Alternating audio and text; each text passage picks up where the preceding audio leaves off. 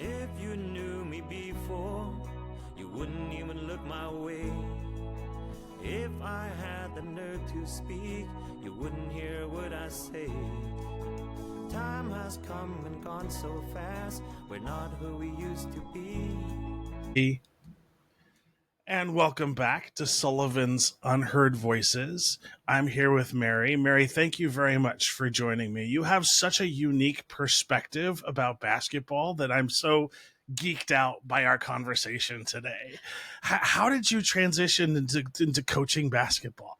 Well, thank you, Sean, for having me. This is a privilege. When anyone asks me to, a little bit closer to you. Anybody asks me to join a podcast or an interview, I always have gratitude that my voice is being heard. So thank you for that. So I've told the story before on previous podcasts, but I started out as a sports agent a long time ago. That's awesome. So, and I was one of very, very few basketball sports agents. And it was about the time where Jerry Maguire came out. So I called myself Mary Maguire and everybody thought it was funny. I love that. And I focused on representing local. And when I say local, I said the Portland area, local young men who were trying to play basketball at a higher level, going overseas, obtaining contracts and going overseas and being able to make a living playing basketball. And so that kind of led me to the US's domestic leagues, like the CBA, the ABA, the IBL. And once again, these leagues existed 25 years ago when we didn't have social media. We didn't have iPhones with cameras. And so really the only footprint are some newspaper articles and some interviews with the local TV stations and some radio interviews because we didn't have podcasts either. Yeah. So that transitioned me in representing these young men who were going overseas.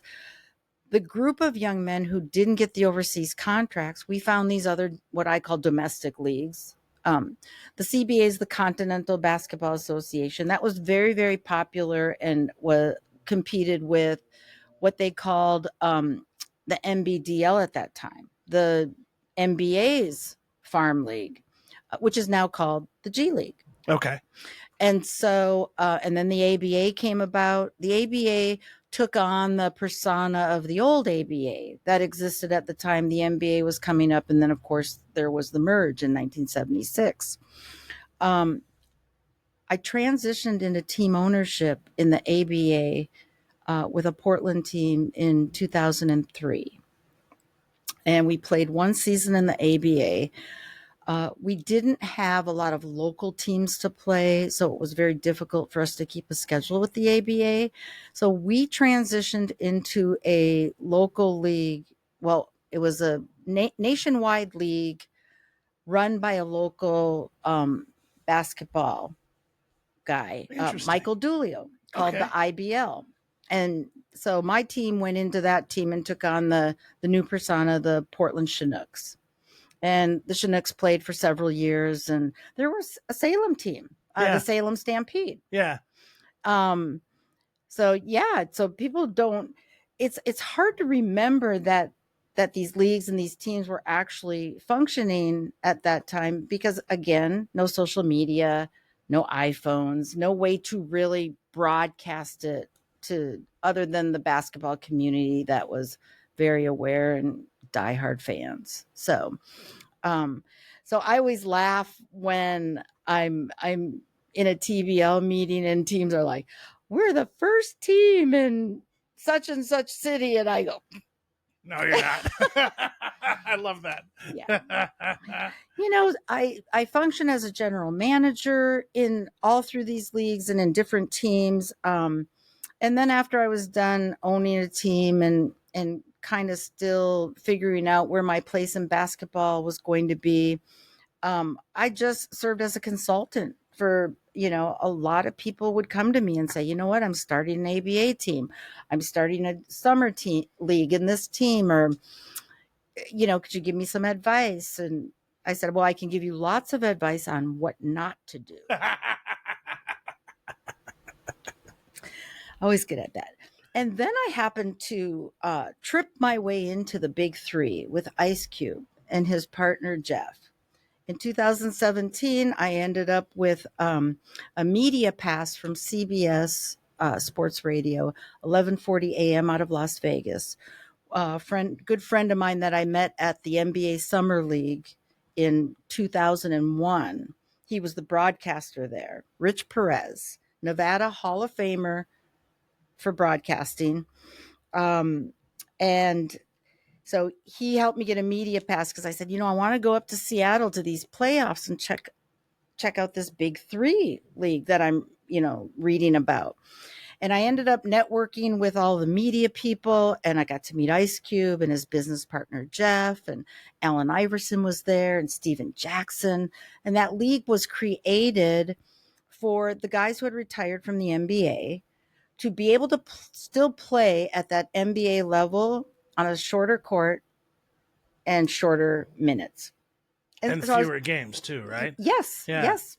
Yeah, I think they only play 10 games during 10 to 12 games during the entire season. So it was fascinating to me.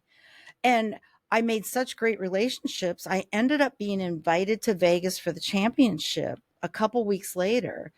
And I was like, Rich, can we get the studio and do a show with all these guys? And he was like, absolutely. So we did this 1-hour radio show where now I'm a commentator, right? Which for the first time ever.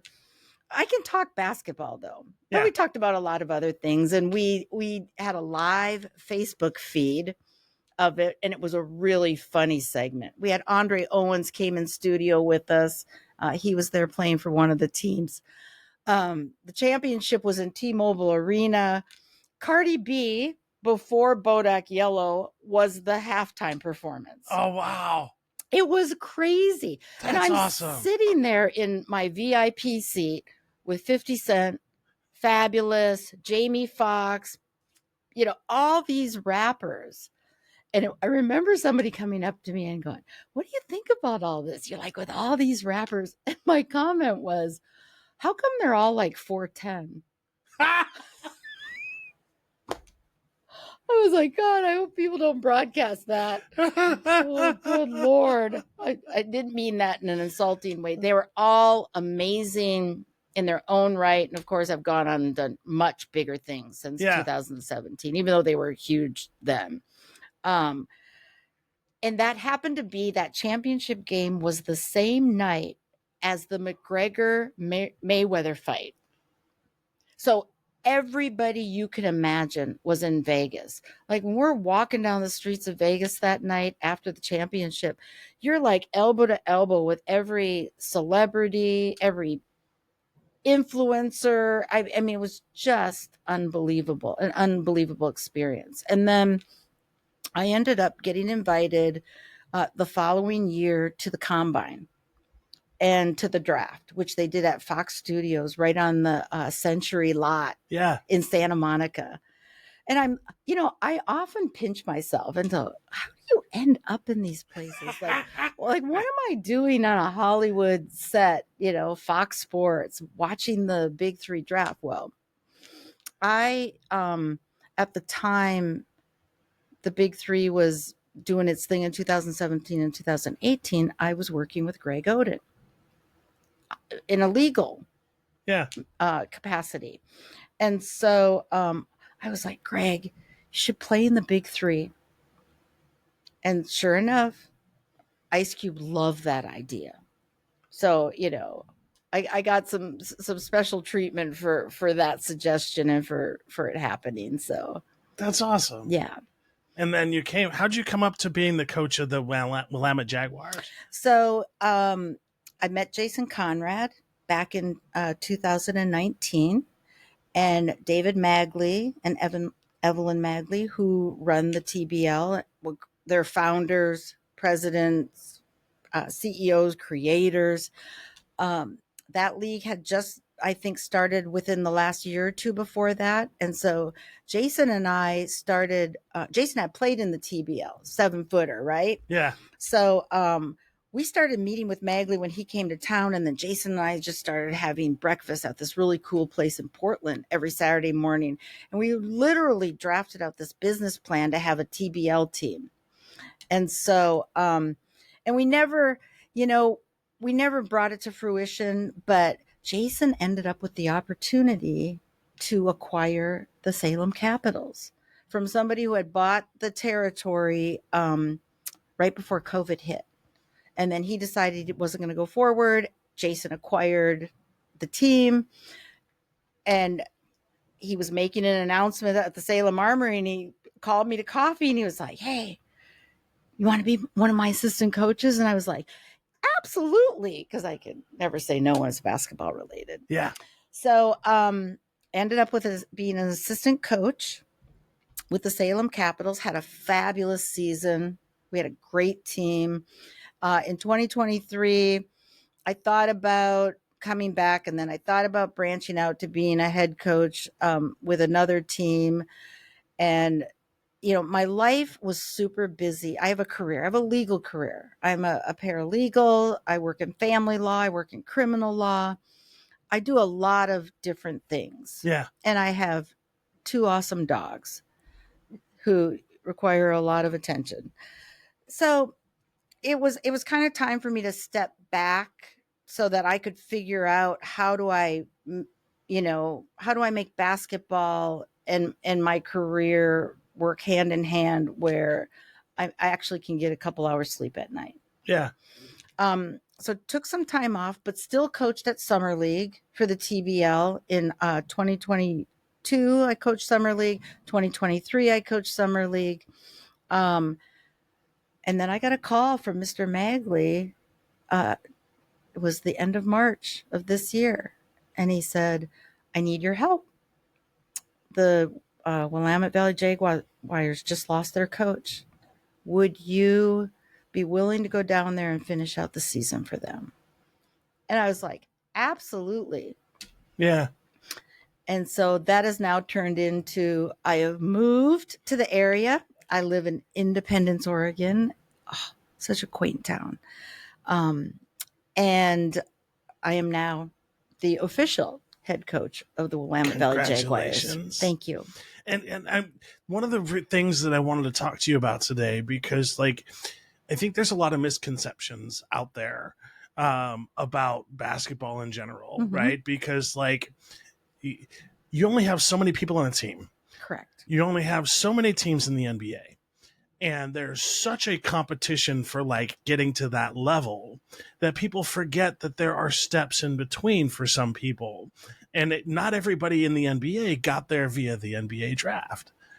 And so when you take a step back and you look at all of those other pieces that sort of help build people's career up to that, if it wasn't for an opportunity like yours and to be on your team, how many people would just never get that success or get a chance to be in the NBA? That is absolutely true. In fact, I think you have 32 teams in the NBA. And if you multiply a roster of 14, yeah, it gives you under 600. I'm not good at math. I'm not good at public math either. That's why they don't put me at the stats table. But under 600 guys with contracts in the NBA. And when you think about probably the 9th through the 14th guy that never step foot on the court unless there's some, craziness with injuries or technical foul, some bizarre situation where those guys would get to play. So, and then you take it back a step further to the draft. So you got 2 rounds of guaranteed contracts, right? Yeah. So that's 60 guys going into a league of already under 600 existing contracts. So guys who want to do this to make a living and because they love it. Yeah. And not in that order, because they love it and want to make a living and have to make a living, they start looking at the overseas opportunities. They go to China, they go to Germany, they go to Australia, they go to Mexico. In fact, I'm taking our Willamette Valley Jaguars squad as it stands today to a tournament in Mexico on August 21st and 22nd. That's awesome. So, yeah, we're really excited about that in Hermosillo, Mexico.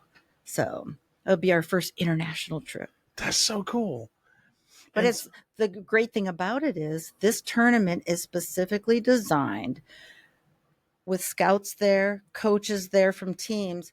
There could be a guy or two, maybe more from my team that doesn't come back with us because they're going to stay and play in the current LMBP season.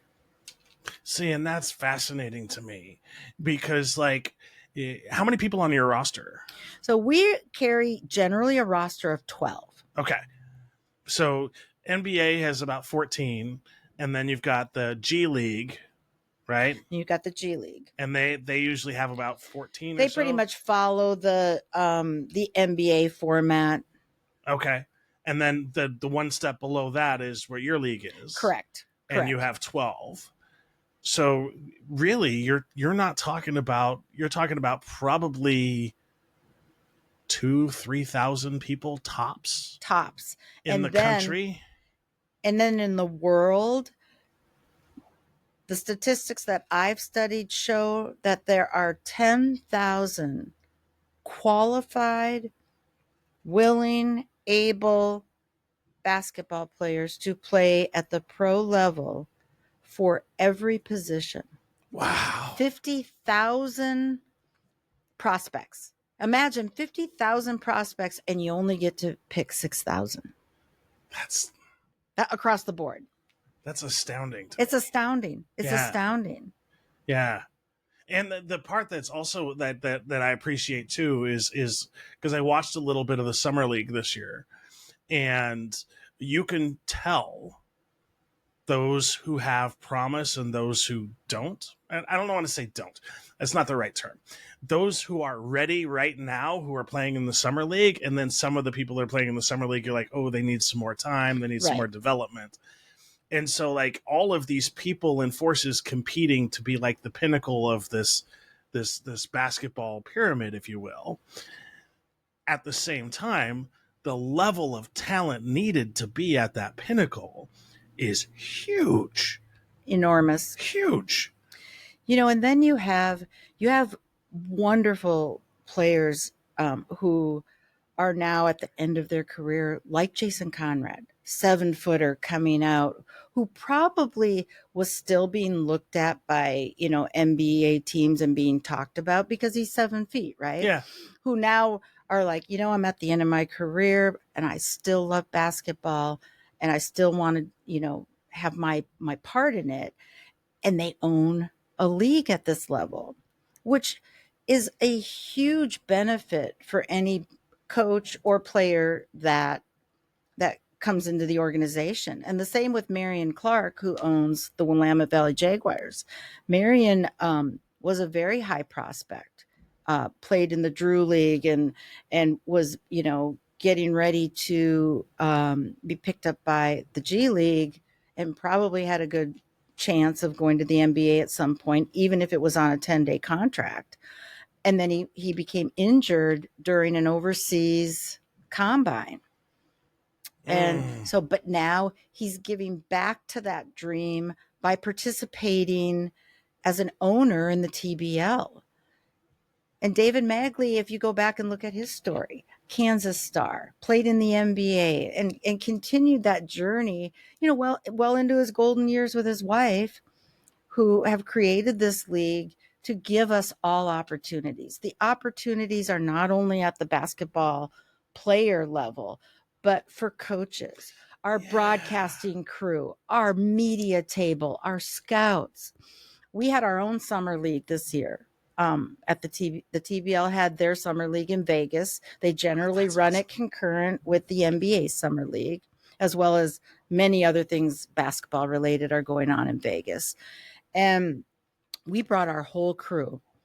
We brought our media. We brought our scouts. I had both my assistant coaches. And, we came in there with our polos on and we were professional. And it was such a great showing and such a great summer league.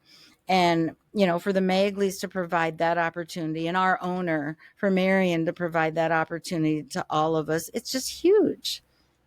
I really appreciate that too. And one of the things that I really appreciate when I hear that is the idea that the players are part of the ownership piece.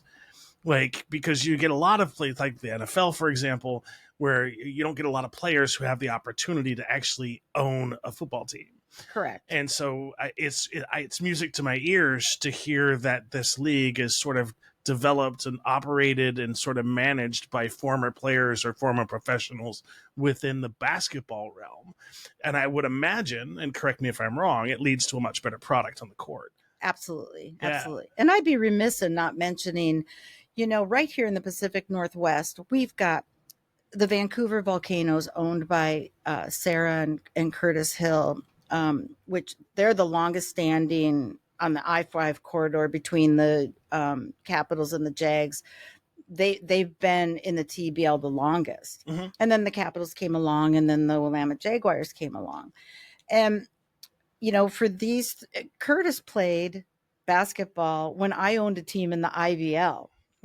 So, it starts to come full circle, and it's a very small community in a very large community. Yeah. So, but it's a lot of hard work at this level. They don't have the millions of dollars that, and the type of sponsorships that it takes to run a team. And so these owners like Kurt and Jason and Marion make huge sacrifices for us to put a product on the floor.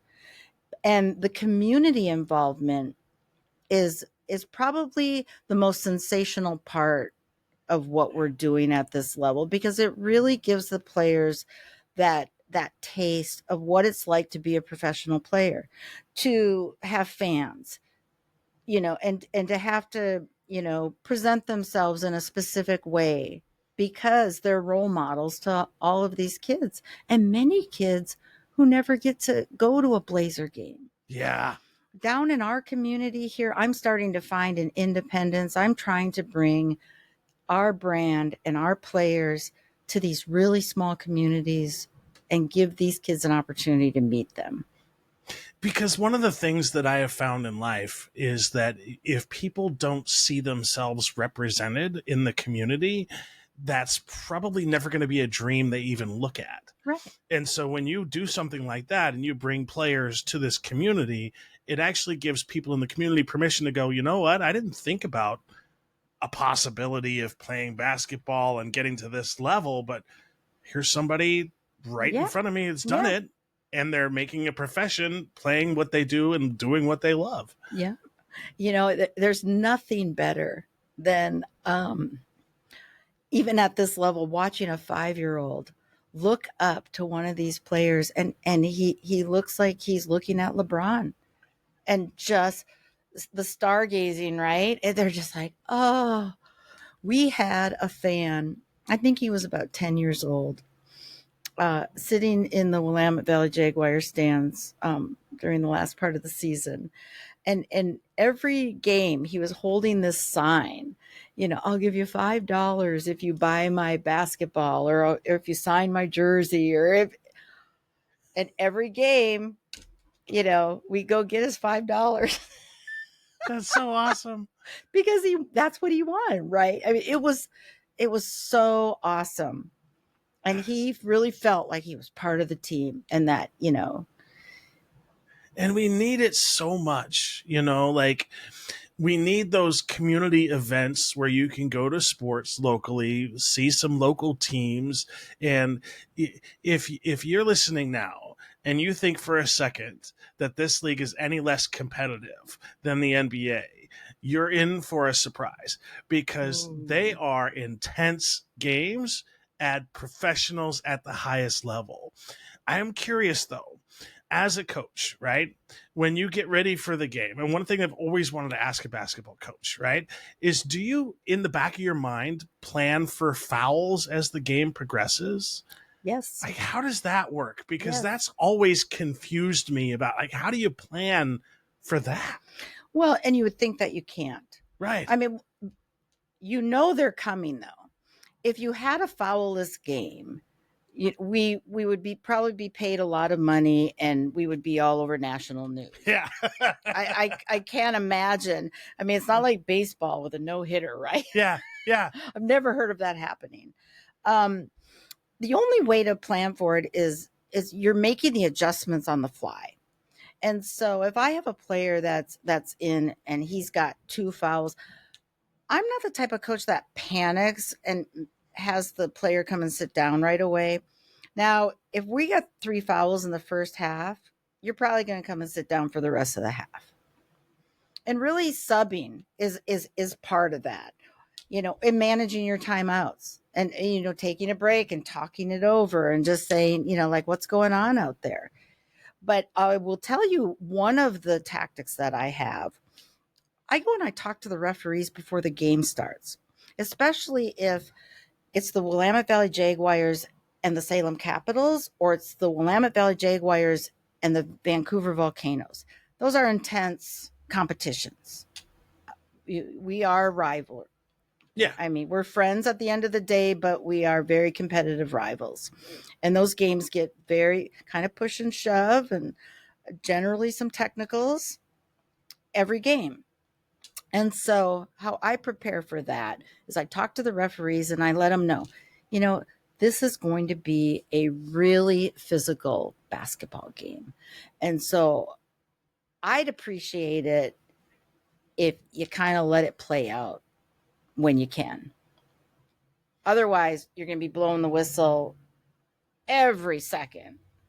And, that's not going to be good for anybody. So just kind of giving them, and they seem to appreciate it. Yeah. So I got my referee report card. They actually grade the coaches during the TVL season. And I got high marks from the refs. So they appreciate us having that conversation rather than trying to beat them up during the game, which that's not really my style unless I really feel like they're making some crazy calls. And, you got to take a deep breath and then just try to approach them and say, can you tell me why you called that? Can you show me what he did? Yeah. And so, but I've had some, I had a moment where I think I ran I ran down the sideline kind of chasing the ref, and I went over my half of the line, and my assistant coach came and got me.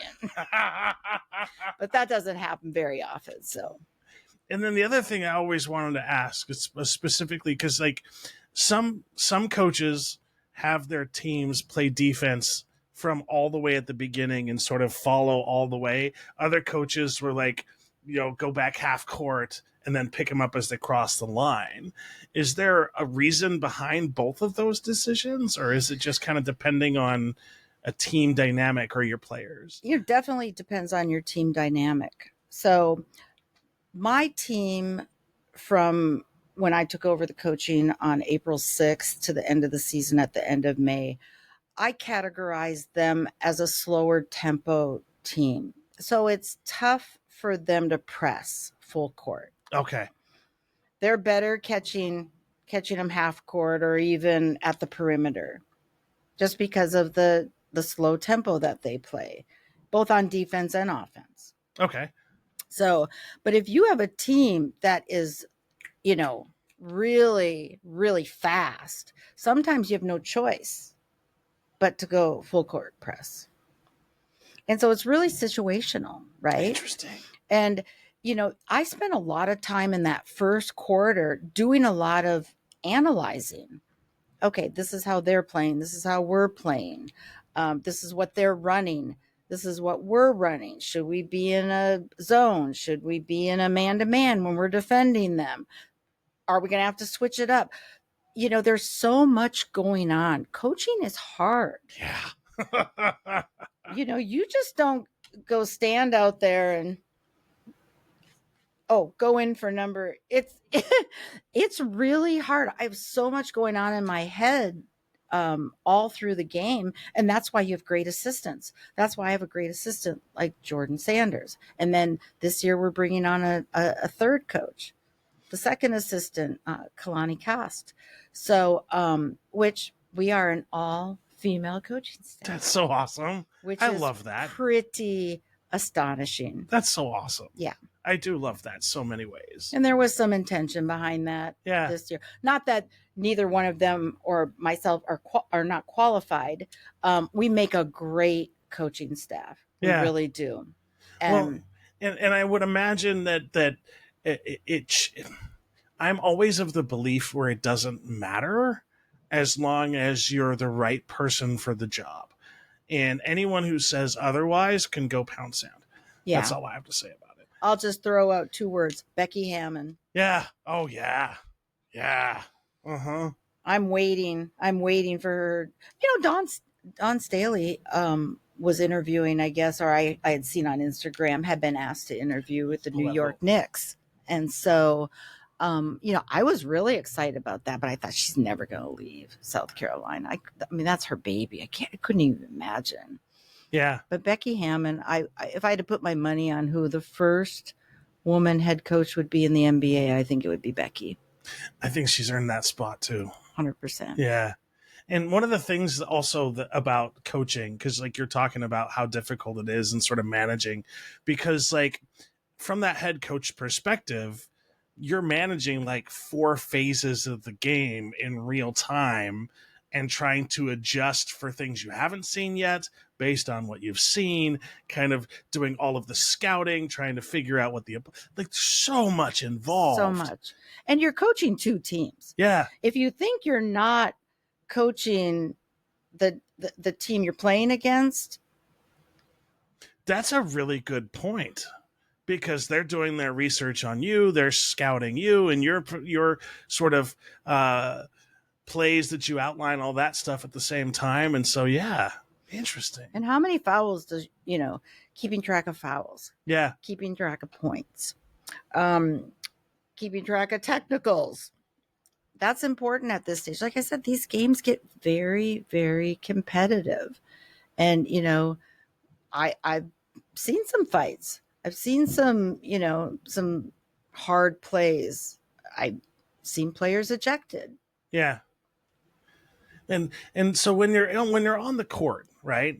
And so like, is the distance difference for your league for the 3-point line than the NBA, or is it the same? It's the same. See, that I don't think people really understand. We mostly follow the NBA rules. There are a couple rules that I think were tweaked just for the TBL. It's their rules. Yeah. Kind of like what Ice Cube did with the big 3, right? The 4-point shot, which was kind of cool. I didn't know that it did that.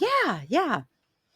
If you go back and you watch those games, there's a big round circle with a 4 in it out past the 3-point line. That's impressive. You got to love that. That's impressive. I always thought the NBA would at some point after, when you have people like Steph Curry and, Ja Morant, who could just throw it up half court and it goes in. Yeah. And some others, obviously. I thought, for some years that might be adopted, but yes, we follow the NBA rules. The 3-point line is the NBA 3-point line. And then in terms of like the foul part of it, right? Because I know like you can foul on the shot up, and like one of the most common let me pause my autistic brain sometimes. What's the most common foul that you see? Oh, it's got to be whenever a guy's driving to the basket, going up, he gets hit on some part of his body. That's the most common foul. It's one of those. It's in the paint. It's in the paint. It's one of those unavoidable, like you're trying your best, but body's moving. Yeah. You don't too often. I haven't seen this year a lot of foul on a 3-point shot. I've not. A few, but not too many. Yeah. Guys are pretty good with their spacing but yeah, it's usually all the fouls occur in the paint. And then when you're looking or scouting at employees, when you're scouting at players, what are the kind of things you're looking for? So like if you have people like kids coming up and they want to get into basketball, it's like what should they be working on in terms of their fundamentals that will help them the most? Definitely defense. Okay. Definitely defense. I think defense wins games. Okay. Obviously, you have to score points, Yeah. but keeping the other team from scoring more points than you wins games, in my opinion. So defense is huge for me. You know, one of the other things I think they need to work on is not dribbling too much. I'll tell you, my team would dribble the basketball forever, and it's you know you only have a 24-second shot clock, right? Yeah. So if you dribble 22 seconds of that, the chance that you're going to get the ball in the basket is not very good. Interesting. And so the idea is like you want to just dribble it quickly and then either pass it or shoot it. Lots of movement. I like that motion offense, right? Yeah. If you're passing, you should be cutting. We should be, you know, and if you're all around the perimeter and someone's getting ready to take a shot, we should be swinging the ball 2-3 times before that ball goes up. So, you know, it's a lot about patience, practicing patience and just fundamentals. Yeah. The fundamentals, dribbling, layups, free throws. We have lost more games on missing free throws than I'd like to admit. Okay. Fundamental basketball. And then do you find like the fundamental piece is something that the high school programs are working on a lot? Or do you see like the possibility where some high school teams like you should probably focus a little more on those fundamentals? I feel like they've gone back now to focusing more on fundamentals, especially in AAU. Okay. So you've got the many high school teams that field the AAU teams, and it's all kind of in a community, and they've definitely gone back to fundamentals. But I think that goes back to who the trainers are. Okay. You know, if you've got trainers that are not keeping the kids disciplined and just letting them think that they're Stephen Curry and just want to shoot the three, then that's what you're going to get. You know, when he gets to high school, he or she, they're going to shoot 3 points all the time. I had some players on my team who thought they were 3-point shooters, and I had to go to practice every day, and I was like, you are not a 3-point shooter. Or I would say, we are not a shot blocking team. So let's not block every shot, because that's what's getting us in foul trouble. Interesting. So going back to the fundamentals and just common sense, right? Yeah. That's another part of it.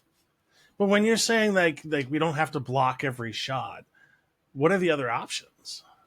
Going straight up versus swatting the ball out of the offense's hands.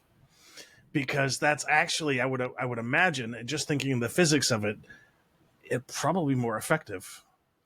Way more effective. In fact, we won our first game by them practicing everything we talked about in practice about that. Yeah. And that last play of that game, I have it on my phone. It was the best defense I have ever seen played in my life, because I had 3 Jaguar defenders against the Salem Capitals. One of the best player, in my opinion. Yeah. Zay Gentry. So all going straight up while Zay's going off balance with a kind of a lob. It was just a crazy play. And we were up by 1 point. The basket didn't go on the ball, and I was just like, God, please don't let him call a foul. Right. And they didn't. So congratulations. Yeah, that must have been exciting. Awesome. Yeah. Because I can imagine like after all of that work and then just like the joy and jubilation of a victory after they've worked on those fundamentals, and you're like, that must have been quite the feeling. It was a moment. Yeah. Sure. And like, what about respect? Right? Because like reason I bring this up is because one of the things that I love about team sports in general is that team sports teach people mutual respect, admiration, and teamwork. Absolutely. And I can't think of a better game than basketball, because it's one of those things where even if you have a star player, you can't win in a vacuum. No. And so you really need that team dynamic in order to advance. And communication. Yeah. The communication has to be so solid. Looking at each other, pointing, yelling, talking. You can't play basketball and win games without communicating with each other out there. How do you keep all that straight, though? Because isn't the other team also yelling and communicating? And oh, that's got to be kind of organized chaos out there. Well, that's why they've been playing. I mean, most of these guys have been playing since they were, yay high. Yeah. Probably 5 years old, if not younger. Some of these guys, I think, were born with a basketball. Yeah. They love the game that much. And so when you've been playing for that long, since you were a child, you develop some pretty awesome skills and senses, right? And that's why it's important, I think. We're trying to build an atmosphere now where we're bringing guys back. So not turnover every year. And so guys are learning to play with each other and getting more comfortable. You see that with the Salem Capitals. That the core of that team has been playing together for some time. Yeah. And so, that's why they're so good. And then, so keeping a core is like one of the fundamentals, or one of the things that you're talking about. And because like once you sort of get used to another player's sort of abilities and all of that other stuff, then you can sort of start to sort of mesh together. Mm-hmm. But it's tough at this stage because guys are trying to go to another level. They're trying to go overseas. They're trying to go to other leagues, or, the TBL has another league that is kind of a step above called the BSL, the Basketball Super League. So, and that's what we want for them too. We want them to move on to bigger and better things. But at the same time, we're trying to, to still have a winning team, right? Yeah. And when you all play, where do you all play? So last year we played at Crescent Valley High School. Mm-hmm. This year, we are in talks with a couple of different venues in the area. That's awesome. Congratulations. That I'm really excited about. In fact, I have meetings all week. And we also have another pretty big youth announcement coming up. That's so awesome. So I'll have to come back and be able to share some of the details with you about that. Would be great. Yeah. This Willamette Valley Jaguars organization really, really came together towards the end of the season. The chemistry was there on the court, off the court. We all became friends and family, and we're excited about our community ventures and the things that we're doing for not just Albany, but Independence and Monmouth and Dallas and Lebanon, these smaller communities that are like, gosh, we have a basketball team. That's so awesome. And one of the things that I really appreciate at the local level too is because I talk ad nauseum about this podcast, about the importance of supporting local. And because every dollar that you spend locally stays local. Absolutely. And it's the local organizations, the local groups that really need that support and admiration, because like the local community groups are the backbone of our community. And without those backbones, you're missing a whole bunch of other stuff that wouldn't necessarily be there. And there are some gems in these communities. Yeah. Shout out to the Gate Youth Community Center. Oh, the Polk County Fire Department, the Central Sports, the YMCAs all around. I mean, these organizations are doing amazing things because they're keeping the kids solid, right? Yeah. And when a kid has something like sports to focus on instead of just out there and about, because like I was kind of a feral kid, if you will. My dad was never around, so I wasn't really supervised, Yeah. and so I could have gotten into a lot of trouble. And organized sports would have probably snipped a lot of that in the bud, Mm-hmm. because you have that sort of semblance of like belonging to something and supportive. And I guess what I'm not thinking the right word is, if you're a part of sports, you're a part of a collective. Yes. And a collective that really is focused on helping each other achieve success. Absolutely. And well that's said. huge. Well said. Yeah. In fact, tomorrow we start a 3-day camp at the Mid-Willamette YMCA in Albany. Yeah. So Tuesday, Wednesday, Thursday from 11 to 1. A lot of kids will be playing basketball with us. And we're really excited about that. This will air probably after that. But okay. But so like take us. So one of the things that I want to ask also is about the youth sort of piece of it, right? Because I think a lot of people don't understand, like I don't want to say don't understand. It's more like you see in schools there is this pullback of organized sports and this pullback of investing into teams and extracurricular activities. And I think that's short-sighted in a way, because like sports is an outlet for a lot of people. Mm-hmm. So like, why is it so important in your mind to keep these sort of high school programs and these middle school programs going and thriving? Well, one of the things is it's so different than when I grew up. So when I was in sports as a child, it was always run by the schools. Yeah. And again, there you were in a situation where you had groups of kids where you were either an athlete or you were in the arts, the theater, or you weren't. We didn't have YMCAs and after school programs, and our after school program was getting on our bike and riding to the park with our friends. Yeah, same. Yeah. Mm-hmm. And so all of these organized sports, and not just sports, there's arts and other things, right? That be able to bring these kids in to figure out what they like and what they're good at. That help them, develop these skills that they get to take into their adulthood. That's why it's so important to show them what we're doing and to share our journey with them. I didn't play basketball, and people are always surprised by that. They're like, how do you know so much about basketball? I said, I'm an intellect.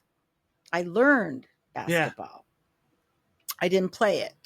And some people don't like that too. They're like, oh, how can you coach a basketball team when you never played? I'm doing it.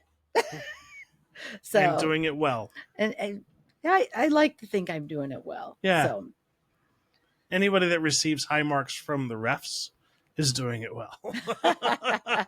That's just politics. That's fair. But that's a huge part of the job. It is. It is. Yeah. Mm-hmm. But, being role models for the kids who are coming up and being out in the community and being a good role model is just as important as playing a great basketball game on the court. 100%. We don't play well without the fans there supporting us. So it's fair that we're in the community supporting them. And then how has been the community support so far? Oh, one of my favorite partnership is with the Lynn Benton NAACP, and Dr. Barry Jerkins, who is the president of that chapter, has just been phenomenal. And he's actually our team chaplain, and he's this year going to become the director of, I believe we're calling it, moral turpitude and social inclusion, which I love awesome. That, because that's going to let kids know, even if you don't love basketball and you don't play basketball, there's a place for you here with the Willamette Valley Jaguars. Yeah. We'll find a place for you. I really am hoping that we can have a home game where it will serve like an internship for kids who are interested. Like, come and sit next to the broadcaster during the game. Come and sit next to our statistician during the game, or the PA announcer. There's so many jobs Yeah. that are going on to create a basketball game. And so for kids to come out and be able to be involved in that, and there's lots of things you can do to work in sports. Doesn't have to be in a uniform. 100%. Like I know I have a really good friend and that she says she loves roller derby, but she's never going to be in a position to be on the court. And so what she did is she started volunteering for the Cherry City Rollers. And she started doing announcing, helping with and so like she has become a part of the team. So even though she's never going to be able to physically be a part of the team, it doesn't matter. You're a part of the team. We welcome you. We'll find a spot. We'll find a way for you to help us. It becomes a family. Yeah. It becomes a family. And sometimes that's the family you need. And that's huge for some people because they may not have any other sort of family outlet. 100%. Yeah, I really appreciate that. Yeah, and one of the things too, do you ever do like a sensory night? So I'm autistic. Sensory night. Yes. Okay. So I'm autistic, and one of the biggest hurdles for sports, particularly basketball, is the sound piece. Yes. And so like having a sensory night where an organization like the Autism Society of Oregon, for example, would provide like 250 or 300 active noise canceling headphones and sunglasses, so that if you want to go to a basketball game, you have the headphones and the sunglasses to protect you from the light and the loud noises. That's awesome. And I'm always an advocate for as many professional teams to have a sensory night. I just never heard it labeled that. Yeah. But I am familiar with autism and some of the reactions that an autistic person might have in an arena setting because of the lighting and things going off, and that it makes it difficult for them. And so I love that. Yeah. Sensory night. Yeah. We'll talk off air. Definitely. Yeah. Definitely. Yeah. Because that's one of those things where there's organizations that are willing to even pay for it if people are just willing to help. Yes. Yeah. And I know like this year we've talked about being able to get people who have a hard time getting out of the house and who would like to come to a game, being able to facilitate that. That's on our list. Definitely having theme nights that support the community and bring a lot of fun, maybe a little competition. I love that. Uh-huh. And so like, how important is it for fans to come up and just say how appreciative they are at the end of the game? Well, it's more important for us to tell the fans how much we appreciate their support. Mm-hmm. But, they're welcome. The fans are welcome to come onto the court and mingle with the players and the coaching staff and our owners and referees. It really is just an open door policy, which, as you know, at an NBA game, you can't just come out of your seat and walk up and, shake Steph Curry's hand. We want the community to feel like we're approachable. And that's exactly why I brought it up, because it's so important that people think that you're not even think, but just know that you all are approachable. Yeah. Yeah. And like, what would you say to people that sort of are seeing this team now and like what's going to happen with next year? Like, are you excited for... I'm really excited because we have been working really hard on assembling the pieces for the team that we were just kind of lacking. That was, we were so close to winning so many games. Like we lost several games by 1 or 2 points, 4 points, but we didn't have that big man. So this year, the team will look a little taller, I think. That's awesome. But you're also going to see some familiar faces that the fans love. You've got Tavian Johnson coming back, and he is so much fun to watch. Cy Williams is coming back. He's a lot of fun to watch. plays great defense. We might have some surprise additions too. That's so but awesome. a mixed bag for the Yeah. coming season, and I can't talk about a lot of details right today, but I would definitely come back and share once all of those pieces are put in place. I really appreciate it. We've been at this almost an hour now. I love it. I love Yeah. it. Thank you. I'm grateful for the opportunity to come and sit down and talk to you about the TBL, Yeah. about the Willamette Valley Jaguars, and all of our community partners and sponsors, the NAACP, Baden basketball. We can't play basketball without a basketball, right? Yeah. And so Baden provides all of the basketballs to all of the TBL teams. And then, of course, you got to have uniforms. So Yeah. Wooter Apparel does a great job supplying those as well. That's so So we're awesome. so lucky. And just a huge thank you always to David and Evelyn Magley and to Commissioner Wiley and his lovely wife, Kelly, who is definitely the brain of the TBL operation. And where can people go to learn more about your team and to get tickets and all that stuff? So they can go to our website at www.wvjags.com, Jags. They can also go find us on Instagram at WVJags, at sign WVJags. They can find the basketball at tbasketballleague.net. And of course, if you go to TBL TV, watch all our games from last season. Oh, see, that's awesome.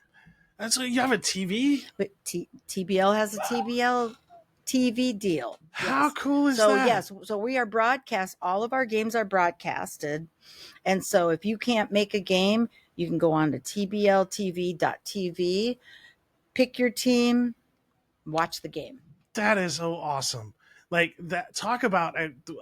Okay, I have to pause for a minute because you were talking about how some people like don't have the ability to leave the house, and I know a lot of people that with disabilities that would love the opportunity to like participate, and who may not even realize that this is an option of watching games on TV. And I think that's just like that's so awesome. I love that. And we have our own podcast. Oh, that's awesome Jays too. on the Baseline. Isaac Doobie, out of the University of Oregon, put that podcast together, and just a sensational job. That's so awesome. Job. We have such a great team of people who, allow us to go on the court and do what we need to do to play games, win games. I mean, I can't speak enough about the background. Yeah. And how much. So, and we'll close at this because you all have to check out a game next year if you can. Like, Absolutely. It's so much fun. And it's a little different in that you feel there's a local connection during the game. 100%. And be kind, you all. We share the same space. We share the same air. We rely on each other so much. Thank you so much. Thank you, Sean.